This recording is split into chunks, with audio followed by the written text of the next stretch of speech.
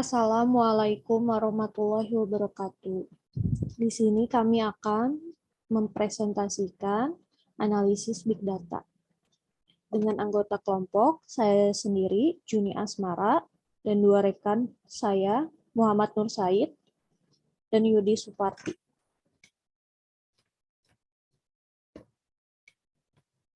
Segmentasi pelanggan dengan Python.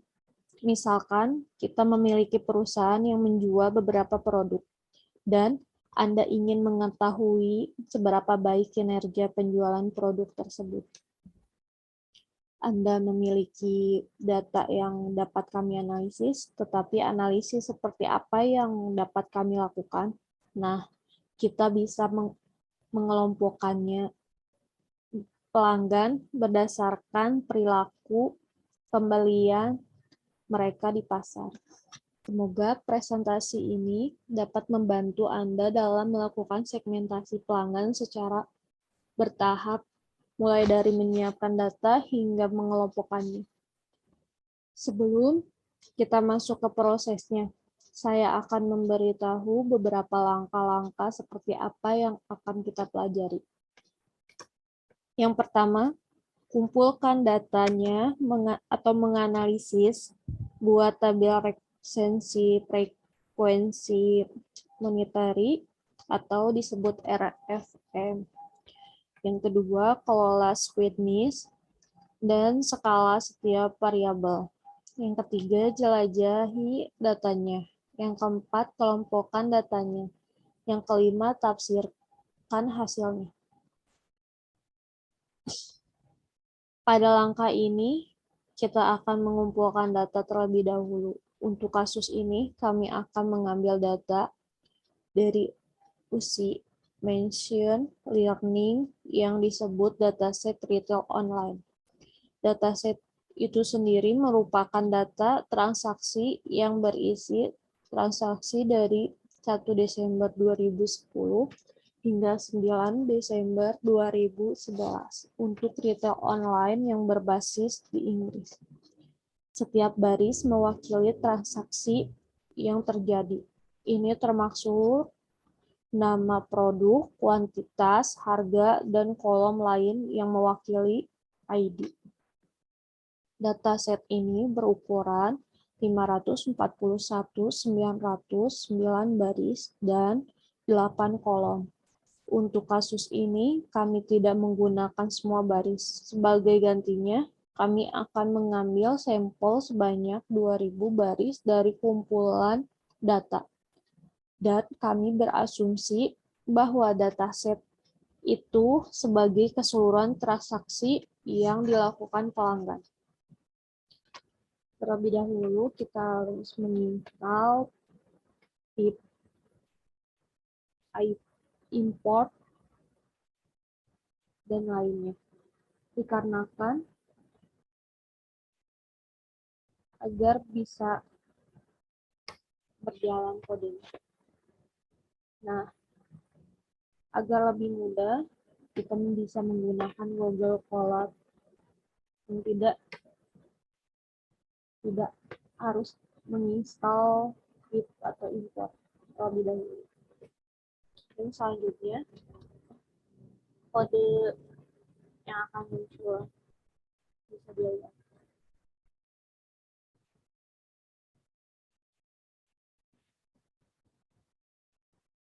Selanjutnya adalah datasetnya.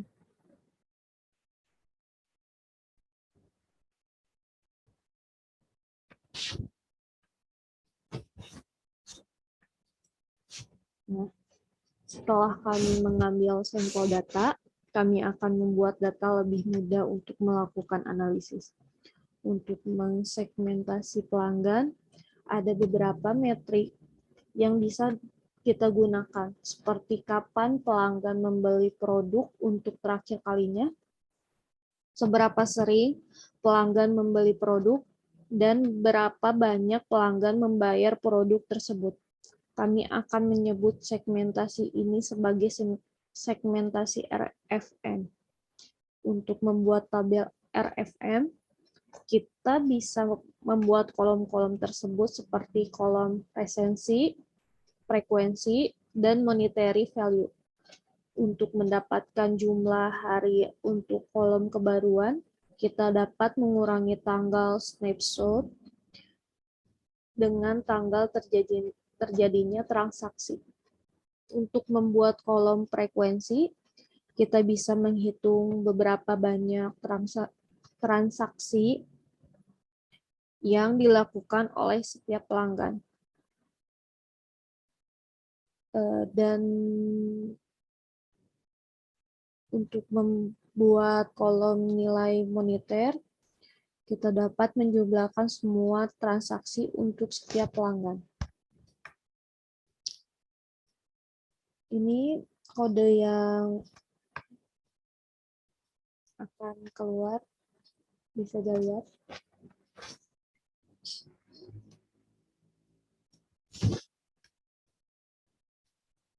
Nah, selanjutnya dataset. Ada customer ID, resensi frekuensi, monetary value. Saat ini kumpulan data terdiri dari kolom kebaruan, frekuensi, dan nilai moneter. Tapi kami belum bisa menggunakan dataset karena kami harus melakukan pre-processing lebih lanjut. Kita harus memastikan bahwa data memenuhi asumsi. Ini yaitu data harus memenuhi asumsi di mana variabel tidak condong dan memiliki mean dan varian yang sama.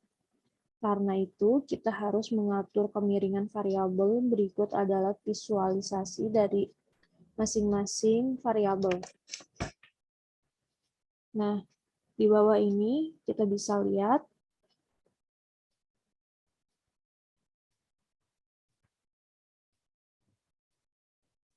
jadi visualisasi setiap variabel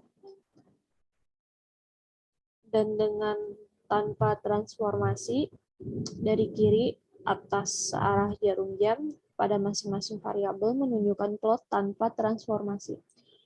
Transformasi log, transformasi akar kuadrat, dan transformasi box. Seperti gambar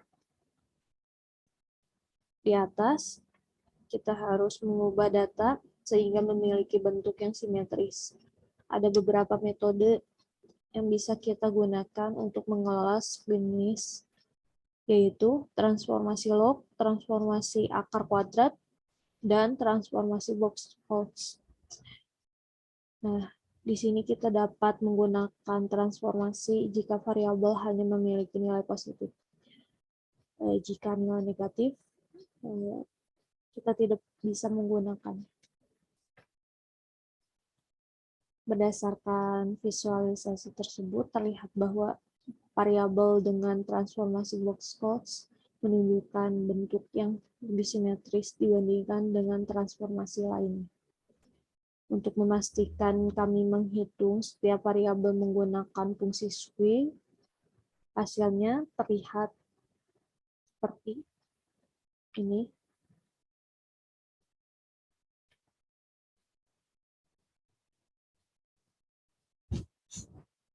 Variabel, resensi, dan frekuensi.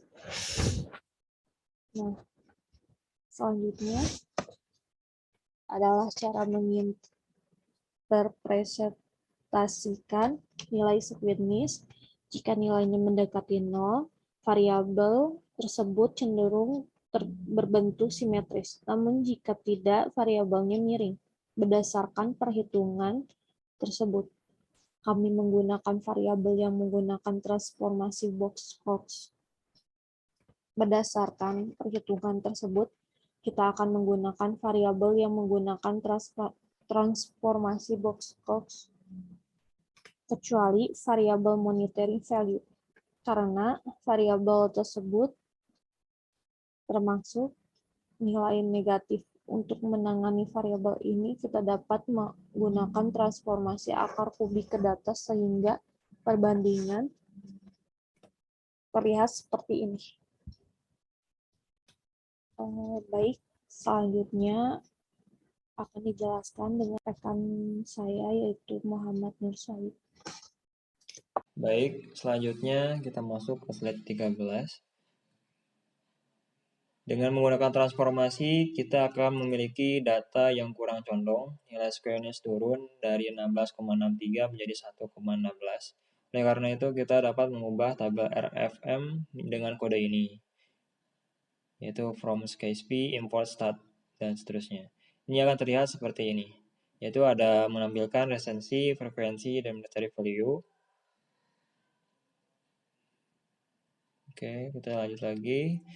Jadi pertanyaannya, bisakah kita menggunakan data ini sekarang? Tetap masih belum. Jadi jika kita melihat plot sekali lagi, setiap variabel tidak memiliki main dan varian yang sama. Kita harus menormalkannya. Untuk menormalkan, kita dapat menggunakan objek standar scalar dari perpustakaan scikit-learn untuk melakukannya. Kode akan terlihat seperti ini. Datanya juga akan seperti ini. Nah, terakhir kita bisa melakukan clustering menggunakan data tersebut.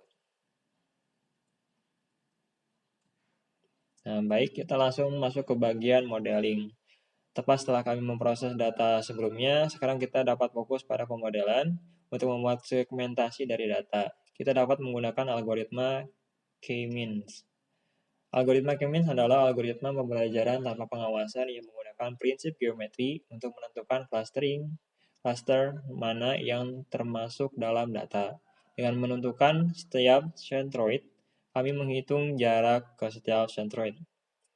Setiap data milik centroid jika memiliki jarak terkecil dari yang lain, hal itu berulang hingga total jarak berikutnya, tidak mengalami perubahan yang signifikan dari sebelumnya.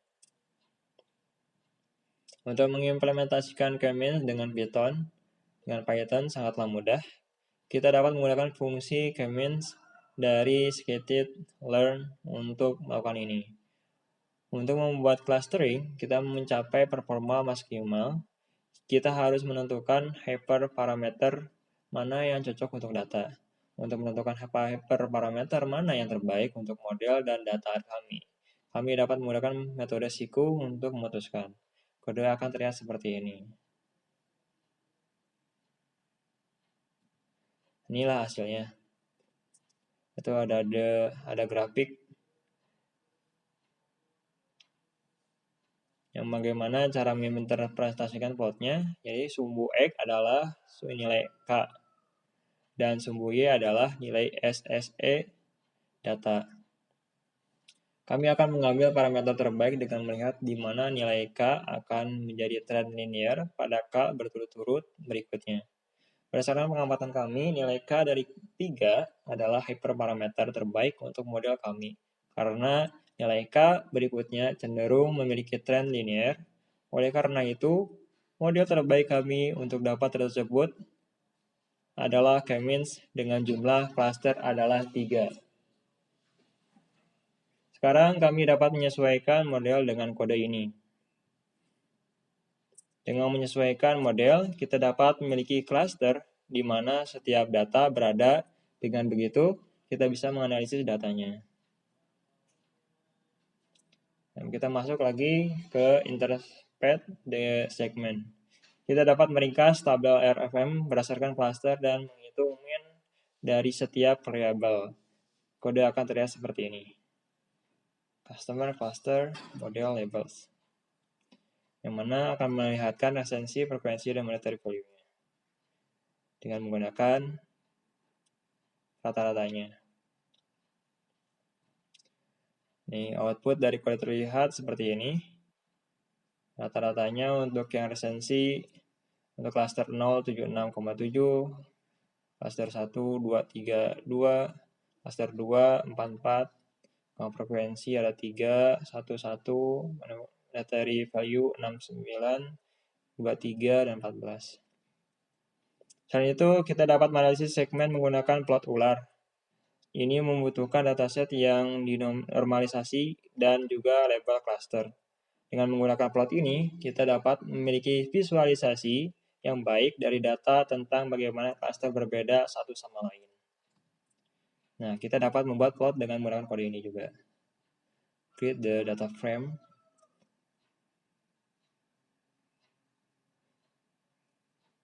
Dan inilah hasilnya. Dengan menggunakan plot ini, kita tahu bagaimana setiap segmen berbeda. Ini menjelaskan lebih dari kami menggunakan tabel yang diringkas. Kami menyimpulkan bahwa klaster 0 sering, klaster 1 lebih jarang, klaster 2 lebih jarang juga. Yang mana klaster 0 ini menghabiskan lebih banyak dan mereka sering membeli produk-produk baru-baru ini. Oleh karena itu, bisa menjadi klaster dengan nama pelanggan setia. Klaster 0 itu disebut dengan pelanggan setia. Kemudian di klaster 1 yang lebih jarang ini lebih sedikit untuk dibelanjakan, tapi mereka membeli produk baru ini. Oleh karena itu bisa menjadi klaster pelanggan baru. Sedangkan yang kedua, klaster 2, lebih sedikit untuk dibelanjakan, dan mereka juga membeli produk yang di waktu yang lama.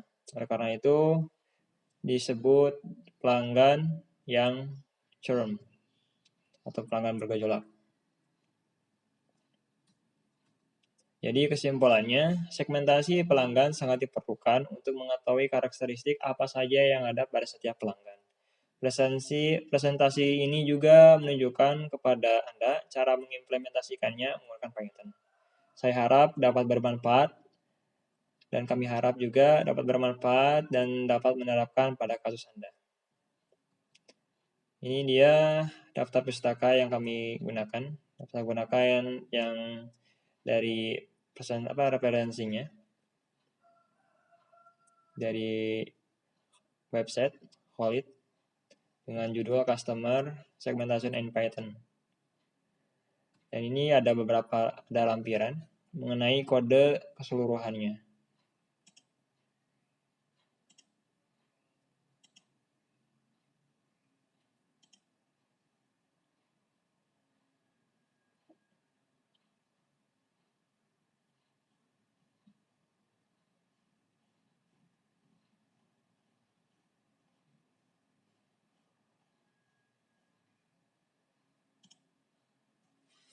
Baik, kurang lebih sekian presentasi dari kami. Apabila ada salahnya, mohon maaf yang sebesar-besarnya. Wassalamualaikum warahmatullahi wabarakatuh.